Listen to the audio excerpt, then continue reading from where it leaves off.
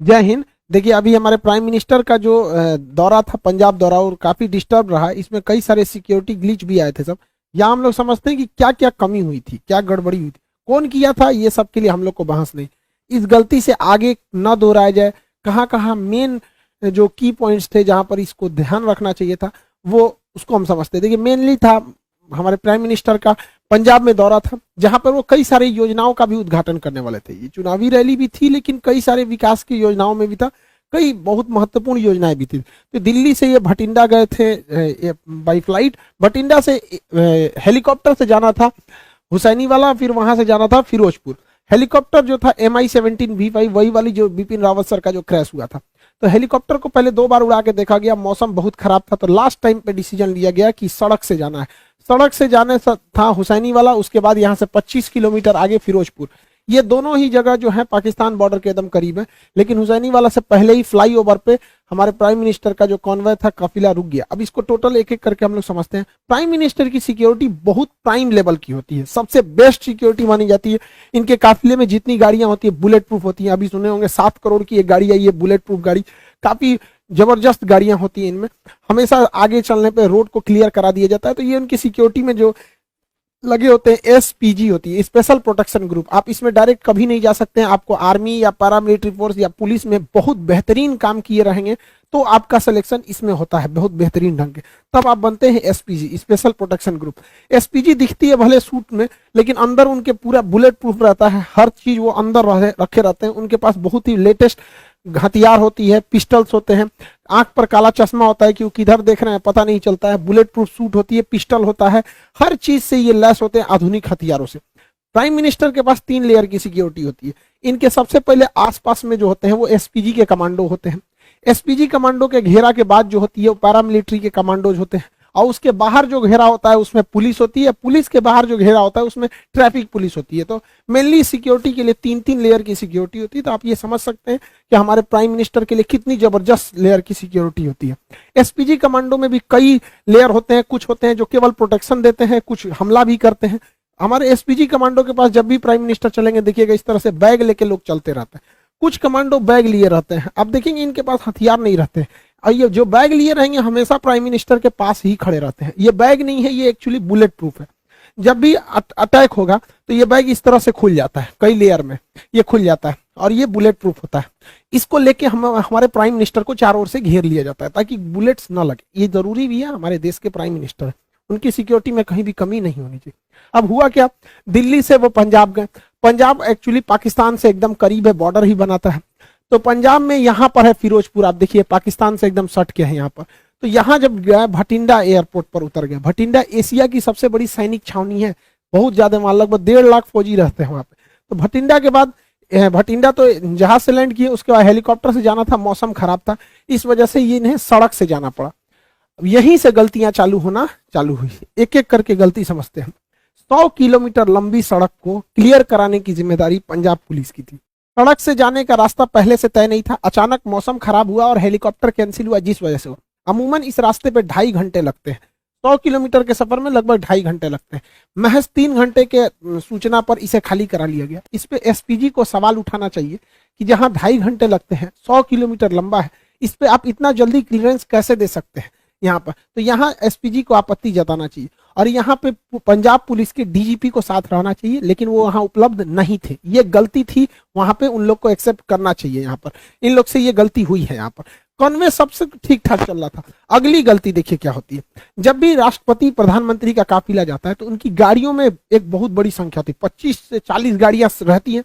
ये गाड़ियों का एक ग्रुप रहता है, लेकिन इन गाड़ियों के ग्रुप के आगे 5-7 गाड़ियां चलती हैं, जिसे हम पायलट कहते हैं, पायलट गाड़ी कहते हैं। उसमें सबसे आगे एक बाइक वाला रहेगा, देखिएगा इसमें, ये देखते रहता है कि सब कुछ, कोई दिक्कत नहीं है। उसके बाद एक पुलिस की जिप्सी रहती है, इसे हम लोग रूट क्लियरिंग पार्टी कहते हैं। ये 5-6 की ग्रुप में रहते हैं सब, और जो मेन काफिला उससे ये 3-4 किलोमीटर आगे होते हैं, ताकि ये पहले ही देख लेते हैं कि कोई गड़बड़ी तो नहीं है। तो जो रूट क्लियरिंग पार्टी थी, जो पायलट गाड़ी थी, इनको दिखा ही नहीं। इन लोग की लापरवाही देखिए, इन लोग को नहीं दिखा कि सामने ट्रैक्टर लगाया गया है, रास्ता जाम है। कैसे ये लोग यही रास्ता बताते रहते हैं, वायरलेस पे पीछे कांटेक्ट में रहते हैं। जो मेन काफिला होता है हमारे प्राइम मिनिस्टर का वो पीछे रहता है 3-4 किलोमीटर, और ये वायरलेस पे रहते हैं कि ऑल क्लियर, हर किलोमीटर पे ये बताते रहते हैं कोई दिक्कत नहीं है, कुछ भीड़ है यहाँ है, बाकी सब क्लियर। इन लोग को नहीं दिखा कि किसान ट्रैक्टर लेके एक सड़क के किनारे आए हैं, तो इन लोग की भी गलती है, पहले पायलट क्लियरेंस दिया कैसे गया और सड़क पर फंस कैसे गया। तो यहाँ पे भी ये गलती हुई जो पुलिस की गलती थी। अब तक जो गलती बताएं ये सारी पुलिस की थी। अब एसपीजी से कहां कहां मिस्टेक हुआ उसको हम समझते हैं। स्पेशल प्रोटेक्शन ग्रुप बहुत बेहतरीन है, उनके अरुण कुमार सिन्हा, एके सिन्हा जी हैं, चीफ हैं, अभी आईपीएस अधिकारी हैं, ये बहुत हायर रैंक होता है। कितना बड़ा ये लोग बेवकूफी किए हैं जरा सोचिए। पीएम का काफिला लगभग आधे घंटे 20 से 30 मिनट फ्लाईओवर पे रोका है लोग। ये लोग बुद्धि देखिए इन लोग का, मतलब पुल पे रोक दिए हैं प्राइम मिनिस्टर को। क्यों? तो भैया पुलवा आगे से जाम है। अच्छा ये बताओ अगर पीछे से जाम कर देता तो पुलवे पे अटक जाता। अरे भैया अगर आपको 20 मिनट रोकना था, आपको लग रहा था जाम है, तो थोड़ा सा पीछे आके रुकते हैं। पुलवा पे चढ़ के काहे लिए रोके हैं? फ्लाईओवर पे हमारे प्रधानमंत्री को रोक देंगे भाई। ये एनएसजी एसपीजी से सवाल होना चाहिए कि, और ये प्रोटोकॉल में लिखना चाहिए, हिस्ट्री में जो डिफेंस है उसमें पढ़ाना चाहिए कि किसी भी प्राइम मिनिस्टर, राष्ट्रपति या वीवीआईपी को फ्लाईओवर पे नहीं रोक सकते। यहाँ 20 मिनट रोक दिए। अगर दोनों ओर से प्रदर्शनकारी के रूप में कोई और अभी आ जाता, क्योंकि ये बॉर्डर से एकदम मैं 20 किलोमीटर यहाँ से पाकिस्तान आ जाता है, पाकिस्तान की सीमा चालू हो जाती है, तो काफी करीब है। और नीचे से अगर फ्लाईओवर को उड़ा देता सब कोई आईडी या विस्फोटक लगा के, तो सारा काफिला नीचे चलाता है यहाँ पे। ऐसा तो दिमाग लगा रहे हैं लोग। भाई आप थोड़ा सा पीछे हट जाते, सड़क पे रहते, कभी कुछ होता तो भाग तो सकते थे इधर उधर। फ्लाईओवर दोनों ओर से जाम हो जाता, कहाँ जाते हैं आप लोग? यहाँ पे गलती एसपीजी की थी। यहाँ पर आप लोग को जवाब देना चाहिए। हम लोग तो भाई बताते हैं कहाँ गलती। दूसरी गलती, फ्लाईओवर पे जब हमारे प्रधानमंत्री कह रहे हैं कि हम जिंदा वापस आ गए, मतलब सिचुएशन क्रिटिकल हुई होगी वहां पर, तभी वो ऐसा स्टेटमेंट दे रहे हैं। जब इतना स्टेटमेंट हो गया और आपको वापस लेके आना है तो आप आधा घंटा बाद लेके आइएगा जी। एसपीजी वाले लोग आप जवाब दीजिए कि हमारे प्राइम मिनिस्टर अंदर बैठे हुए हैं यहाँ पर। अब देखिए हल्का सा मास्क दिख रहा होगा आपको। जब यू टर्न लेना है, देखिए कि आगे किसान है, इंटेलिजेंस रिपोर्ट आपको पहले से पता होगी, माहौल देख लीजिए क्या है क्या नहीं, तुरंत लेके हटिए। 2 से 3 मिनट हो गया, हाँ भाई खत्म, कैंसिल हुआ रैली, कैंसिल हुआ प्रोग्राम, हम वापस लेके आएंगे। तो एसपीजी हमारे प्रधानमंत्री को आधा घंटा रोक के रखेगी। यहाँ एसपीजी को भी जवाब देना पड़ेगा कि आप आधा घंटा काहे लिए रोक के रखे, वापस तुरंत लेके आना चाहिए। अगली गलती सुनिए ध्यान से, गृह मंत्रालय के अंडर में आता है खुफिया एजेंसी, इंटेलिजेंस ब्यूरो, और गृह मंत्रालय है और हमारे अजीत डोभाल साहब, इनकी योग्यता पे तो कोई शक नहीं है। लेकिन इंटेलिजेंस ब्यूरो और रॉ तो खैर बाहर में काम करती है, लेकिन यहां जिम्मेदारी टोटल इंटेलिजेंस ब्यूरो। ये इंटेलिजेंस ब्यूरो को यह पता होना चाहिए कि जब जहाज हवाई मार्ग से मार्ग जब कैंसिल हुआ है तो जो रास्ता जा रहा है वो ग्रामीण मालवा होके जा रहा है भटिंडा के लिए, भटिंडा से ग्रामीण मालवा होते हुए ये हुसैनी वाला और फिरोजपुर जा रहा है। और ग्रामीण मालवा का जो क्षेत्र है वो एकदम हॉट पॉइंट बना हुआ है प्रदर्शनकारी के लिए। तो इंटेलिजेंस ब्यूरो ने कैसे क्लियरेंस दे दिया कि अभी देख रहे हैं इतना बड़ा प्रोटेस्ट हुआ था, इतना बड़ा भीषण कई घटनाएं हुई, अभी किसानों में भी कुछ रोष था जो लखीमपुर की घटना को लेकर, ये सब। तो इंटेलिजेंस ब्यूरो को क्लियरेंस कैसे दे दिया कि भैया उस रूट से ले जा रहे हो जहां प्रदर्शन का केंद्र बना हुआ है, वो भी हमारे प्रधानमंत्री को। प्रधानमंत्री देश का होता है, किसी पार्टी का नहीं होता है, तो देश सर्वोपरि होना चाहिए। तो इंटेलिजेंस ब्यूरो का भी यहाँ फेल्योर है, सबको जवाब देना चाहिए यहाँ पर। लेकिन मीडिया वाले ये सब सवाल तो पूछेंगे नहीं।